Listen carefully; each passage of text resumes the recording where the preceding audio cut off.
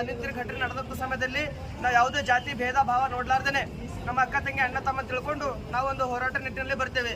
ಆದರೆ ಒಂದು ಹೋರಾಟ ಮಾಡ್ತಕ್ಕಂಥ ನಿಟ್ಟಿನಲ್ಲಿ ಏನು ಬೀದರ್ನ ಒಬ್ಬ ಕಿಡಿಕೇಡಿ ಅಂತ ಹೇಳ್ಬೋದು, ವಿರ್ಪಶ್ ಗಾದಿಗೆ ಅಂತಕ್ಕಂಥ ಒಬ್ಬರು ಕಿಡಿಕೇಡಿ ಒಂದು ನಮ್ಮ ಸಮುದಾಯಗಳ ಮಧ್ಯೆ ಒಂದು ಕೋಮು ಗಲಭೆ ಇರ್ತಕ್ಕಂಥ ಒಂದು ಸೃಷ್ಟಿ ಆಗ್ತಕ್ಕಂಥ ವಿರ್ಪಶ್ ಗಾದಿಗೆ ಅಂತ ಹೇಳ್ಬೋದು. ಏನೋ ಅವ್ರು ಭಾಷಣ ಮಾಡ್ತಕ್ಕಂಥ ಸಂದರ್ಭದಲ್ಲಿ ಒಂದು ಹುಮ್ಮಸ್ಸಿನಲ್ಲಿ ಒಂದು ಜೋಶಿನಲ್ಲಿ ನಮ್ಮ ಕರ್ನಾಟಕ ರಾಜ್ಯದ ಹಿರಿಯರಾದಂಥ ಡಾಕ್ಟರ್ ಜಿ ಪರಮೇಶ್ವರ್ ಅವರ ವಿರುದ್ಧ ಒಂದು ಏಕವಚನದಲ್ಲಿ ಹೆಂಡತಿ ಅಕ್ಕನ ತಾಯಿ ಅಂತಕ್ಕಂಥ ಶಬ್ದಗಳನ್ನು ಯೂಸ್ ಮಾಡಿದ್ದಾರೆ. ಅದು ಸಂಬಂಧಪಟ್ಟಂತೆ ಈಗಾಗಲೇ ಕೂಡ ಕೇಸ್ ಆಗಿದೆ, ಮತ್ತೆ ಅವರು ಬಿಡುಗಡೆ ಕೂಡ ಮಾಡಿದೆ. ಆದರೆ ನಮಗೊಂದು ತಿಳಿತಾ ಇಲ್ಲ, ಇಂಥ ಕಿಡಿಕೇಡಿಗಳನ್ನು ಆದಷ್ಟು ಬೇಗ ಬಿಡುಗಡೆ ಮಾಡ್ತಕ್ಕಂಥದ್ದು ಒಂದು ದುಷ್ಟಕಾರಿ ಘಟನೆ ಅಂತ ಹೇಳ್ಬೋದು.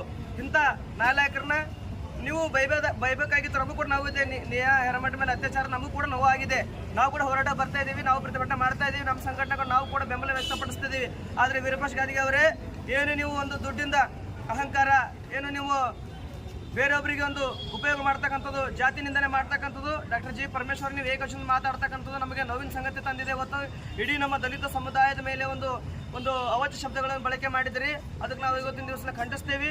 ಇವತ್ತಿನ ದಿವಸದಲ್ಲಿ ನಾವು ಸಂಘಟನೆ ಕಡೆಯಿಂದ ಮತ್ತು ನಮ್ಮ ಹಿರಿಯರು ಮತ್ತು ಗೆಳೆಯರು ಸೇರಿಕೊಂಡು ಮಾನ್ಯ ತಹಸೀಲ್ದಾರ್ ಮುಖಾಂತರವಾಗಿ ಮಾನ್ಯ ಮುಖ್ಯಮಂತ್ರಿ ಅವರಿಗೆ ಮನೆ ಪತ್ರ ಕೊಟ್ಟಿದ್ದೀವಿ.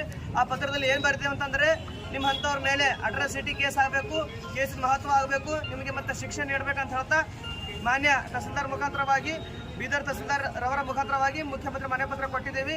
ಈ ಹೋರಾಟ ಕೇವಲ ನಾವು ಇಲ್ಲಿಗೆ ನಿಲ್ಲಿಸೋದಿಲ್ಲ, ಇಲ್ಲಿಗೆ ಮಾತಾಡಿ ಬಿಡಂಗಿಲ್ಲ. ನೀವು ನಿನ್ನೆ ಒಂದು ಮಾತು ಹೇಳಿದ್ರಿ, ಏನಂತಂದ್ರೆ ನೂರಾರುಗಳ ಕೇಸ್ಗಳು ಆಯ್ತಾ ಅಂತ ಹೇಳಿ. ಆ ಕೇಸಿನ ಶಕ್ತಿ ಏನಿದೆ, ಬಾಬಾ ಸಾಹೇಬ್ರ ದೇಶದಲ್ಲಿ ಕೊಟ್ಟಂಥ ಸಂವಿಧಾನ ನಿಟ್ಟಿನಲ್ಲಿ ಆ ಶಿಕ್ಷೆ ಯಾವ ಥರ ಆಗ್ತಾ ಅಂತ ಕೇಳ್ತಾ ನಾವು ನಿಮಗೆ ತೋರಿಸ್ತೀವಿ. ಇವತ್ತು ಬಹಳ ದೊಡ್ಡ ಮಟ್ಟದಲ್ಲಿ ಹೋರಾಟ ಮಾಡಬೇಕಾಗಿತ್ತು.